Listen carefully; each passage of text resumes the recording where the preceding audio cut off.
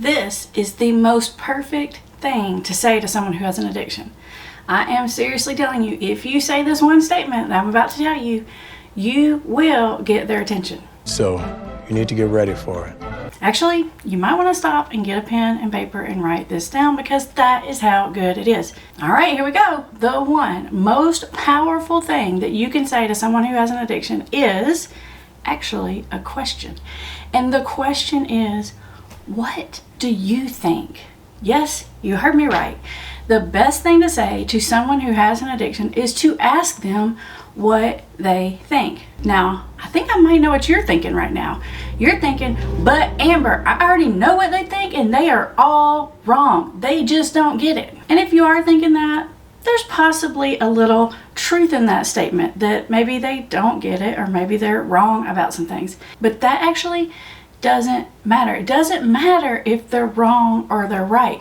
What matters is what they think. And the reason that is so critically important is because when you know, you have the starting point to help guide them in the right direction.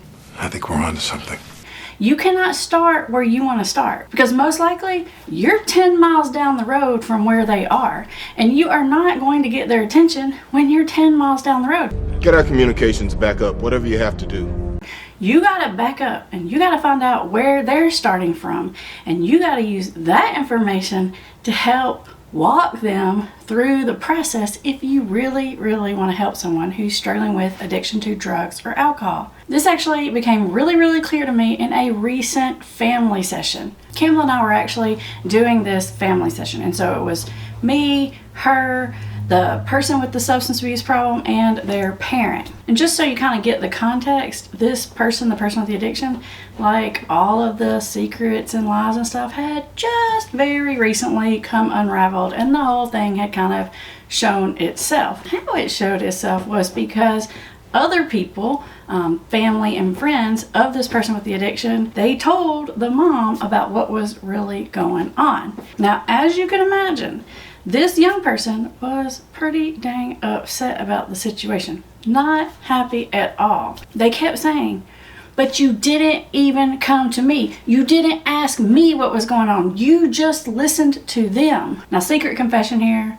When that person said that, I was actually thinking in my head, I was thinking, well, to be honest, the last person you want to ask to find out the truth about what's going on is probably the person with the addiction. I mean, let's face it, the credibility's not always that great. I know that's not a nice thing to say, but it's kind of true, right? But the thing of it is that this young person actually kind of had a really good point. You got a good point there, Ronnie.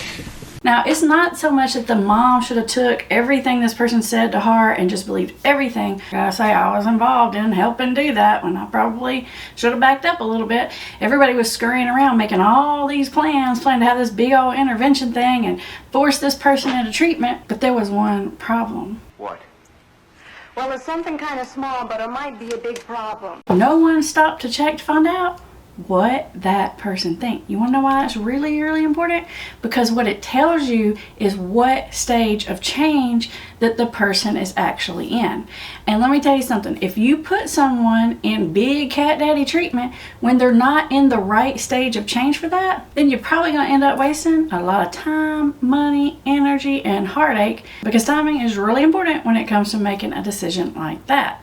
Don't waste your time, sis. Now, of course, there are more steps involved in getting someone out of denial and into recovery or into treatment if that's what needs to happen. But asking them what they think is going on and how they feel about it is the absolute perfect place to start. Now, naturally, you'll want to know what the next steps are. Don't worry, I've got a whole playlist that is going to walk you through this process step by step. How to get someone out of denial, get the help they need, and into recovery. I'm going to put it right up here. All you have to do is click it.